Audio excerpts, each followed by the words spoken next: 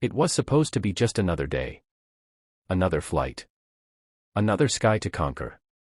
But as Captain Amara Davis stepped through the glass doors of North Star Airlines regional office, dressed in her crisp Navy uniform, gold stripes gleaming on her shoulders, and wings pinned with pride over her heart, she didn't know that her life was about to change forever.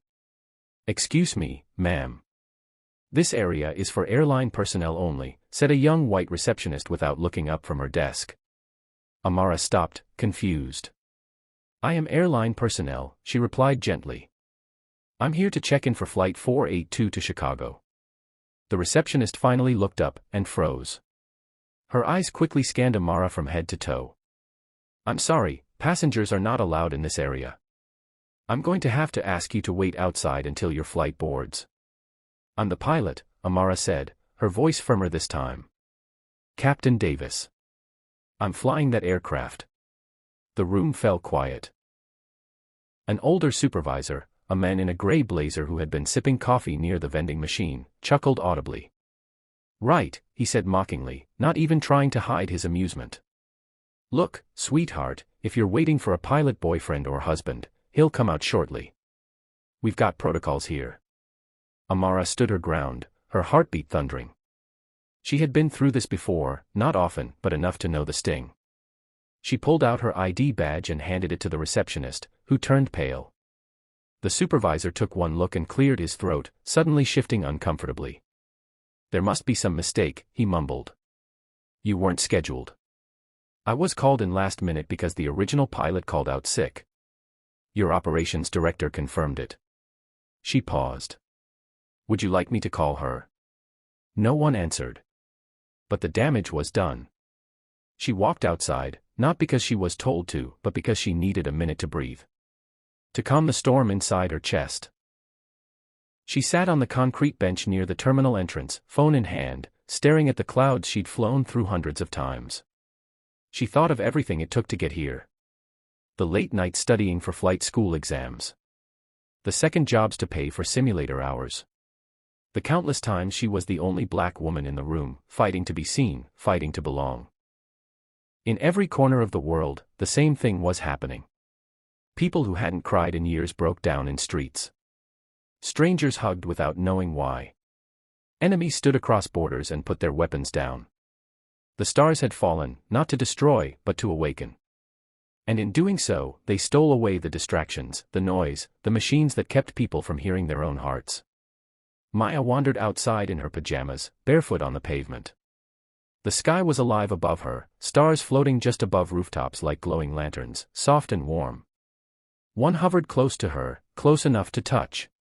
It didn't speak, but it didn't need to. A warmth spread through her chest, filling cracks she didn't know were still there. Images flashed in her mind, Leo, smiling. Leo, dancing in the kitchen. Leo, looking at her the day he died, saying, "It's gonna be okay, kiddo." And suddenly, she believed it. Across the world, people were healing. Not magically, not instantly.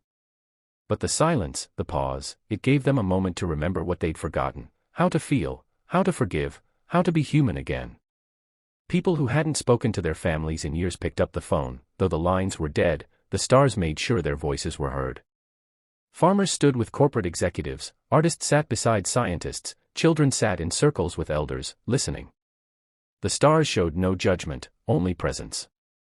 They came closer, not to take over, but to remind us of the rhythm we'd lost.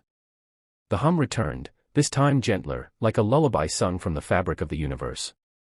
And then, as suddenly as they had come, the stars began to rise again, each one slowly lifting into the sky, back to its place, as if they had done what they came to do. In the days that followed, power returned. The internet flickered back. Engines started. But something had shifted permanently. People no longer walked past each other with heads down. They made eye contact. Smiled. The news wasn't just bad stories, it was stories of kindness, rebuilding, reunion. Schools started teaching meditation and empathy. Cities planted trees instead of billboards. Not everywhere. Not perfectly. But the change had begun. Maya kept the candle from that night. She placed it next to Leo's picture, not as a symbol of mourning, but as a beacon of memory. She began writing again, not letters of grief, but of hope. She joined a group at school that helped other students who had lost someone. She listened more. Hugged longer. She even smiled with her whole face again. The stars never spoke a word. But the message was clear.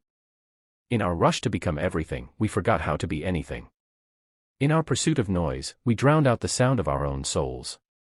But on the night the stars fell, the world remembered. And breathed. And for the first time in a long time, it was enough. Belong to everyone, and that sometimes, the most turbulent flights lead to the highest altitudes. Would you like me to help turn this into a full voiceover script for YouTube?